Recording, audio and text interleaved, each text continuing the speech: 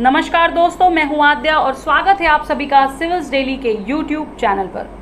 दोस्तों, the topic which we are going to discuss today is related to the heat waves. It is related to the hot weather जो कि अभी at present northern India काफ़ी सारा ये कह सकते हैं कि हीट वेव के फ्लैशेस जो है वो सह रहा है।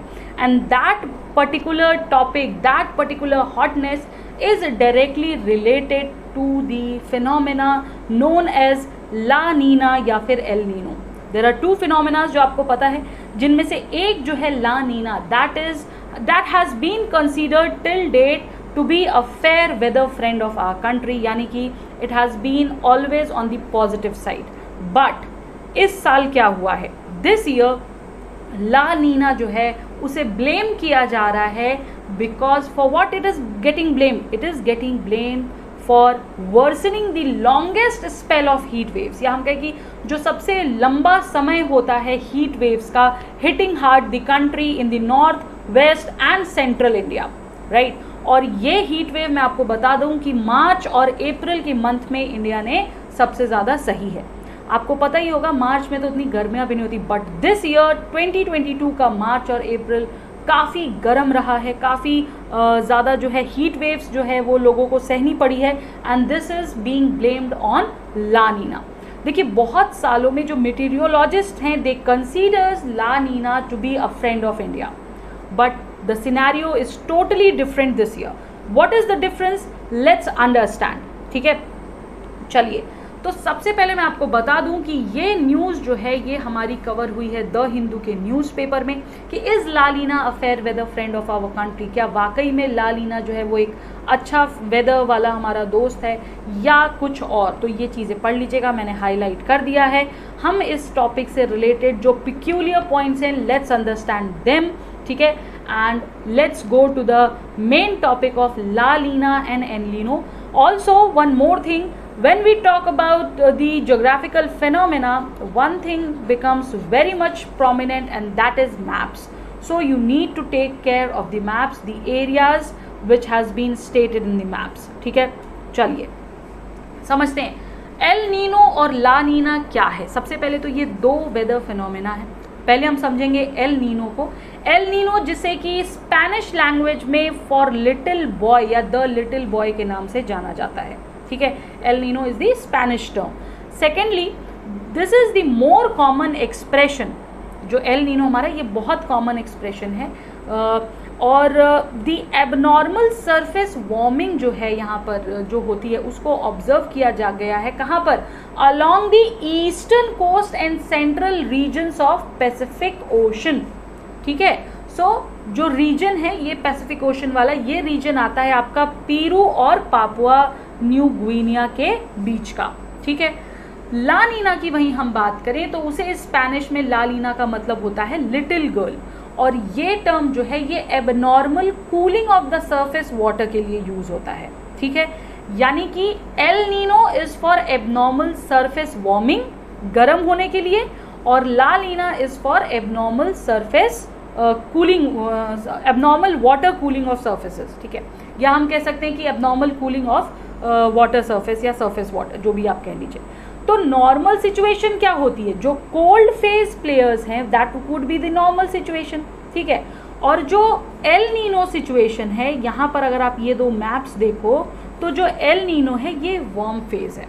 ओके, देखिए टुगेदर अगर हम एल नीनो और ला नीना फिनोमेना को टर्म करेंगे तो वो बनता है ENSO, that is El Nino southern oscillation.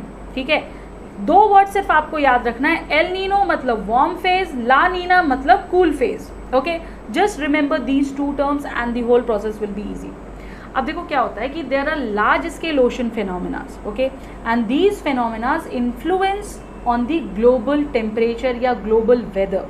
जो भी चीज़ें, जो भी ओशन करेंट्स में होता है, जो भी फेनोमेनास होते हैं, उनका एक बहुत बड़ा इम्पैक्ट होता है। कहाँ पर?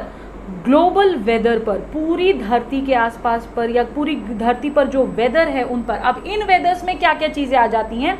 वो आ जाती है हमारी नंबर 1 विंड, दूसरा टेम्परेचर और तीसरा रेनफॉल। सो ये तीन फिनोमेनास जो हैं या ये तीन जो ग्लोबल वेदर्स हैं वो सबसे ज़्यादा अफेक्ट होते हैं किसकी वजह से? एल नीनो और ला नीना की वजह से। इनमें एबिलिटी होती है so that they can trigger the extreme weather.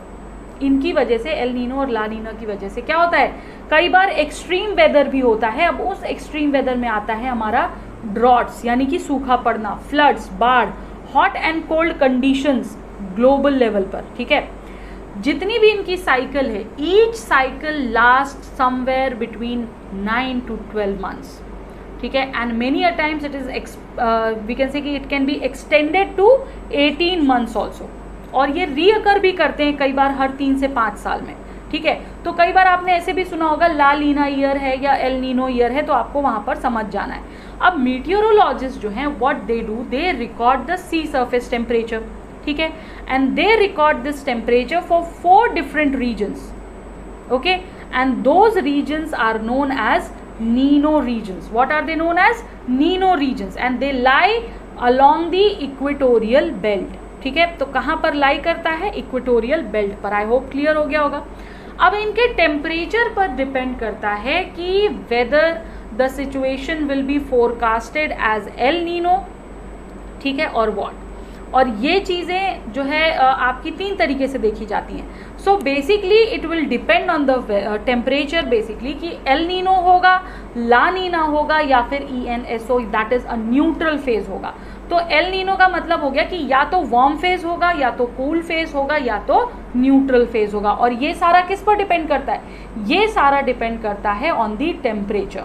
ठीक है, और मीटेरोलॉजिस्ट जो हैं वो टेम्परेचर के बेसिस पर फोरकास्ट करते हैं कि भाई एल नीनो फेज रहेगा या एल नीनो ईयर रहेगा या ला नीना ईयर रहेगा। I hope this is clear. चलिए आगे चलते हैं, समझते हैं ENSO और इंडिया को।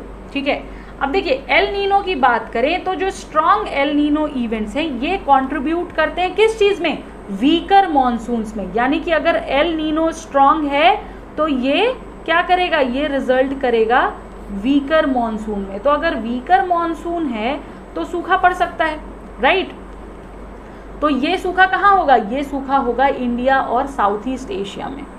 वहीं पर अगर हम ला नीना की बात करें तो ला नीना जो है वो कोल्ड एयर को ऑक्यूपाई करता है लार्ज पार्ट ऑफ इंडिया में।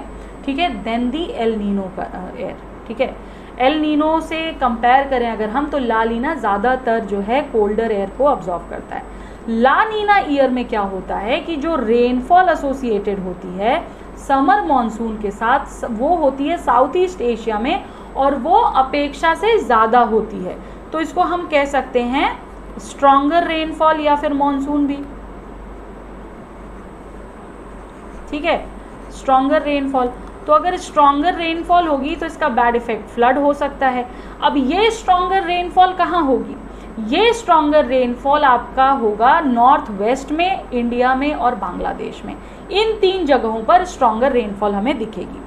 जनरली जो बेनिफिट है इन चीज़ों का वो इंडियन इकोनॉमी को होता है, क्योंकि वो लार्जली डिपेंड करता है on the monsoon for agriculture and industry. ठीक है, और उसके साथ साथ it brings colder than normal winters in India.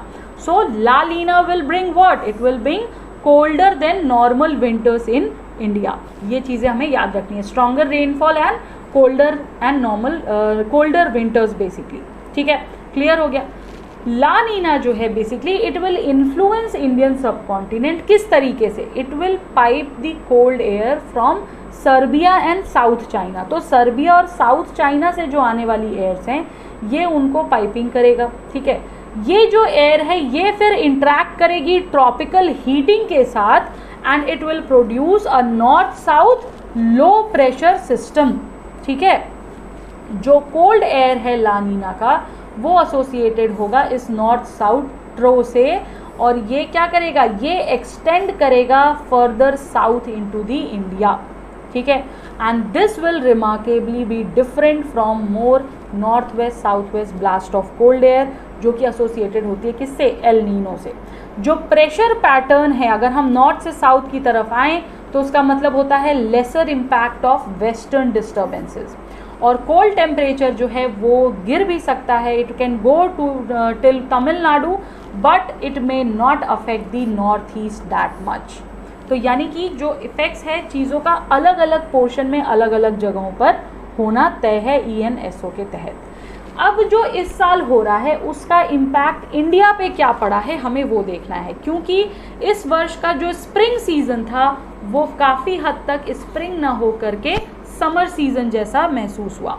देखिए जो एल नीनो है जब वो विंटर में होता है तो it causes warm conditions over the Indian subcontinent and during summer it leads to dry condition and deficit monsoon। El Nino clear हो गया।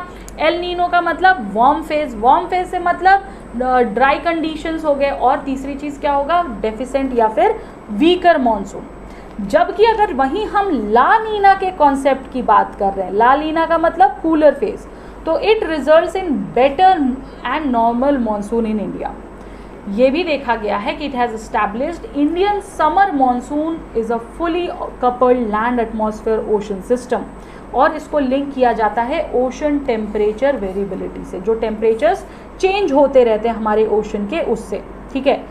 In an agriculture country like India जो एक्सट्रीम डिपार्चर होता है from normal seasonal rainfall that seriously affects what the agricultural output, क्योंकि हमारा agriculture monsoon पर बहुत ज़्यादा डिपेंडेंट होता है, and then it affects the economy of the country.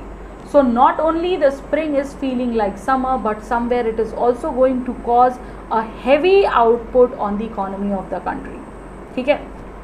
I hope ये क्लियर होगा कि क्या इम्पैक्ट पड़ा इसका इंडिया पर, राइट। एक क्वेश्चन है यहाँ पर आपके लिए, इसको कोशिश करिएगा सॉल्व करने की। एल नीनो और ला नीना से काफ़ी क्वेश्चंस आते हैं, बस आपको डिफरेंस याद रखना है and you can easily solve this question, ठीक है। तो दोस्तों ये था हमारा एल नीनो एंड ला नीना का इम्पैक्ट जो अभी हो रहा है, जो अभी की सिचुएशन है। We are not going into very deep discussion, क्योंकि वो ऑलरेडी आपने पूर्णिमा मैम के सेशन से देखा होगा, अगर नहीं देखा तो आने वाले टाइम में आप देख लेंगे। सो we were considering here only the current portion and what is going on। I hope clear है। अगर फिर भी नहीं क्लियर है तो क्वेश्चन कर सकते हैं आप, कमेंट सेक्शन में पूछ सकते हैं। We will definitely try to resolve your doubts. Thank you so much guys, hope you like the session. Please do not forget to like, subscribe. Thank you, Jai Hind.